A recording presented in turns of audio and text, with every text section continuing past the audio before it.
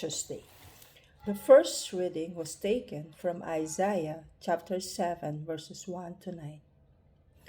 In the days of Ahaz, the son of Jotham, son of Uzziah, king of Judah, Rezin the king of Syria and Pekah, the son of Remaliah, the king of Israel, came up to Jerusalem to wage war against it, but could not yet mount on attack against it.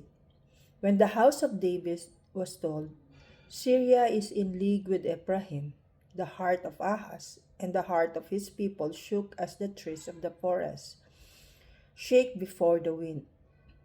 And the Lord said to Isaiah, Go out to meet Ahaz, you and Zazub your son, at the end of the conduit of the upper pool on the highway to the washer's field, and say to him, Be careful, be quiet, do not fear, and do not let your heart be faint, because of these two smoldering stumps of firebrands, and the fierce anger of Rezin and Syria, and the son of Remaliah.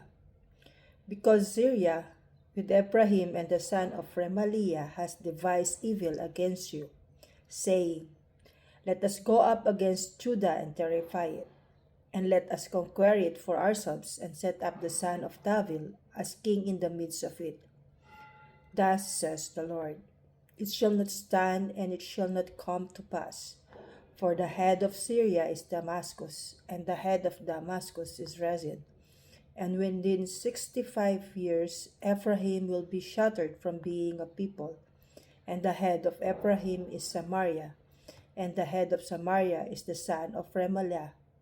If you are not firm in faith, you will not be firm at all. God establishes his city forever. Great is the Lord and highly to be praised in the city of our God. His holy mountain rises in beauty, the joy of all the earth. God establishes his city forever. Mount Zion, in the heart of the north, the city of the mighty king, God in the midst of its citadels has shown himself its stronghold. God establishes his city forever. Behold, the kings assembled, together they advanced. They saw at once, they marveled. Dismayed, they fled in fear. God establishes his city forever. A traveling seized them there, anguish like pangs in giving birth, as when the east wind shatters the ship of Tarshish. God establishes his city forever. Alleluia, alleluia. Today, harden not your hearts, but listen to the voice of the Lord. Alleluia. Today's gospel was taken from Matthew chapter 11, verses 20 to 24. Jesus began to denounce the cities where most of his mighty works have been done, because they did not repent. Woe to you, Chorazin! Woe to you, Bethsaida! For if the mighty works done in you had been done in Tyre and Sidon, they would have repented long ago in sackcloth and ashes. But I tell you, it will be more bearable on the day of judgment for Tyre and Sidon than for you. And you, Capernaum, will you be exalted to heaven? You will be brought down to Hades. For if the mighty works done in you had been done in Sodom, it would have been remained until this day. But I tell you that it will be more tolerable on the day of judgment for the land of Sodom than for you. The word of the Lord.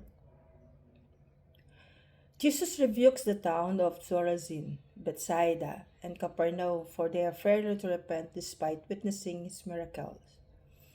He contrasts their response with the Tyre of Sidon and Sodom, suggesting that these ancient cities would have repented if they had seen the same signs. Jesus' words highlight the greater accountability of those who receive divine revelation but do not respond with repentance and faith. This passage serves as a poignant reminder of the responsibility that comes with encountering the truth of Christ.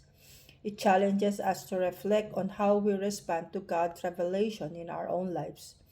We are called to embrace repentance and transformation, recognizing that our response to divine grace determines our spiritual trajectory and accountability. Good morning and have a blessed day.